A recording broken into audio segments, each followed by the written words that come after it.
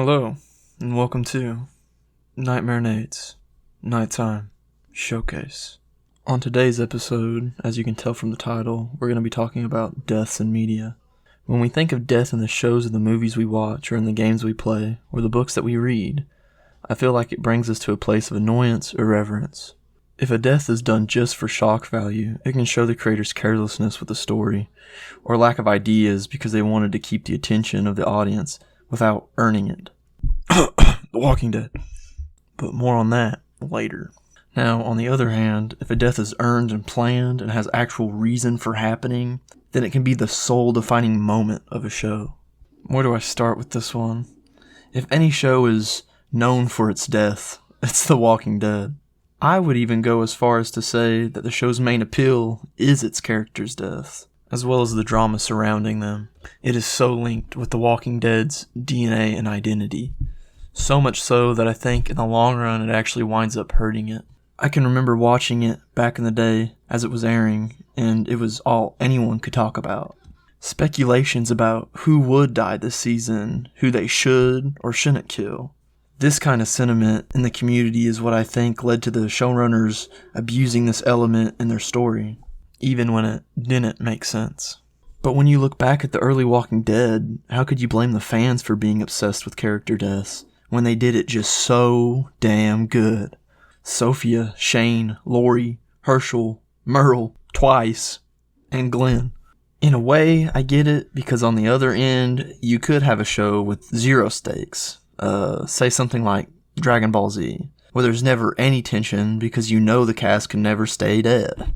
The Walking Dead is trying to build a story that shows you that there is actual danger. There are consequences to the characters we care for, which heightens the drama. Now, I can't just spend the whole time in this video talking about one series, so let's just focus on Glenn. One thing that's very obvious when it comes to this topic in terms of how well a character death will affect the audience is how well we know them, how much we like them. Things I think about are, how well did we know them? Did we have enough quality time with them to actually get attached? And will losing them mean something to the story? Glenn was with the show from the beginning, basically acting as the protagonist's sidekick. We get to spend many long seasons with him thinking there's no way that they could kill him off, considering how much time they put into developing him. We see him grow in strength and in confidence. We also see him find love. I've always seen Glenn as the audience stand-in. He's probably the most average man, relatable character in the show. So, when they brutally murder him by one of history's most effective love-to-hate-him villains, Negan, and his badass bat/wife, 7 seasons in, it hits the mark. Not to mention just how layered this particular death was. Basically, the protagonist group of survivors had raided and killed another group of survivors, not knowing how truly powerful that group of survivors and their leader really was. So, of course, the opposing group of survivors' leader, Negan, hunts them down. And boy, does he put on a show. He subdues our protagonists and lines them up like cattle, telling them that this is basically punishment for what they had done, picking one at random to kill them in recompense. It ends up being a character named Abraham, though afterwards Negan isn't satisfied with the punishment, and out of nowhere, straight boinks the fuck out of Glenn. In a way, it does seem pointless and random, which would lead you to think that it was lazily done, but on the contrary, I think it's actually perfect. The pointlessness of it adds to our pain and hatred toward Negan, seeing as clearly that was the whole point of the scene, and Glenn's death. They use the death of an audience-beloved character to show you the gravity of the next big baddie in their show. It makes Negan feel like a legitimate threat. There's also a layer of moral complexity, which kind of adds to the whole thing. Our protagonists were the ones who started this conflict. Glenn, as much as we love him, was not innocent. You can kind of see where Negan was coming from. Maybe not to the extent that he did what he did, but it's Negan. To the protagonists and the audience, Negan is evil. But in Negan's perspective, he's just handing out justice. I love that kind of dichotomy in a show. This death checks the boxes. It meaningfully forwards the story. It is emotionally impactful. And it's epic. Now let's talk about how a death can be poorly done. Carl Grimes. To be brief, Carl's death was clearly shoehorned in for pure shock value. He dies for an inconsequential character. His story arc doesn't conclude in a satisfying way because it was very clear that his story was not intended to end where it did. Like in the comics. The leadership behind the story changed, and it shows. It's very apparent that at that point of The Walking Dead, they misunderstood why fans loved the show. We only loved the shocking deaths when they made sense. With that off my chest, I think it's only fair that we talk about The Walking Dead's sister show. Vince Gilligan can literally get it, because bro got this down to a science. Every single death in this show hits harder than meth. So, let's talk about my favorite one, Jane. To set the scene, one of our protagonists, Jesse, who is a drug dealer / drug addict, feels lost in his role in the world and finally finds love in this girl named Jane. Jane is also a recovering addict, and I think we can kind of guess where this is going. Jesse pulls her back into using with him, but Jesse does genuinely love Jane. Their unhealthy relationship causes Jesse's drug dealer partner, Walter H. White, to become upset with him because this relationship with Jane is causing Jesse to be less reliable in their business. Walter White also seems to have this thing with Jesse where he almost kind of views him as like a son, and he's really protective of him.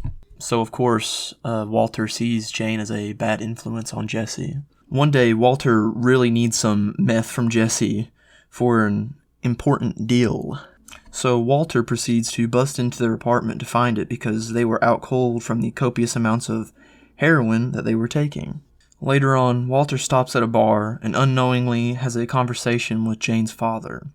And they talk about not giving up on the ones you care about and love. Walt talking about Jesse, and Jane's father talking about her. Walt, in guilt, goes to see Jesse to reconcile with him. Again, he finds them blacked out.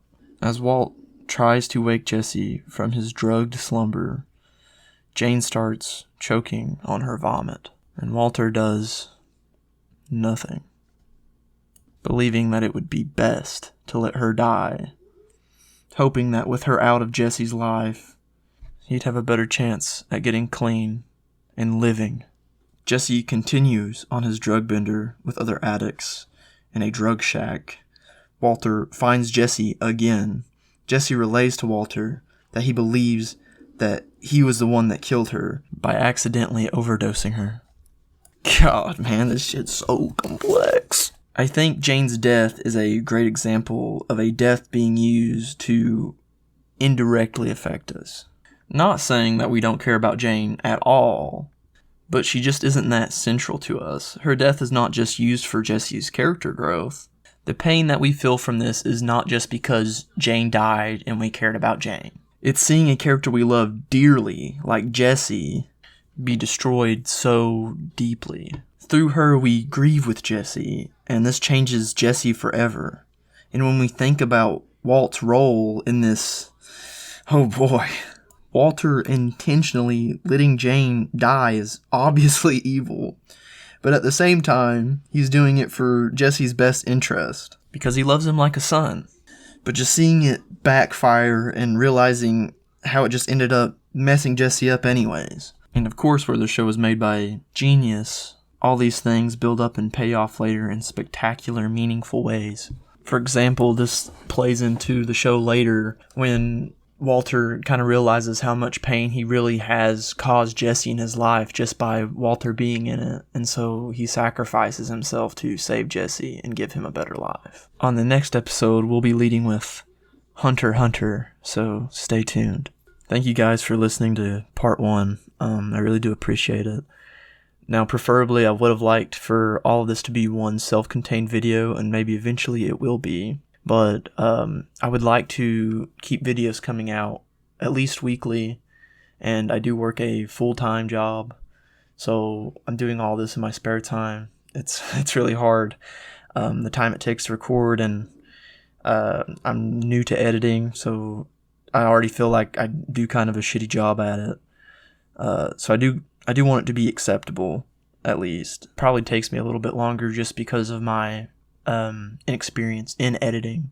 So if I made this all one huge thing, it would probably, if I had to estimate, it would take me like 3 weekends to get the whole thing pumped out. The script is really huge. I plan to go over a lot of shows, and this one I just talked about too. So the goal would be 3 parts.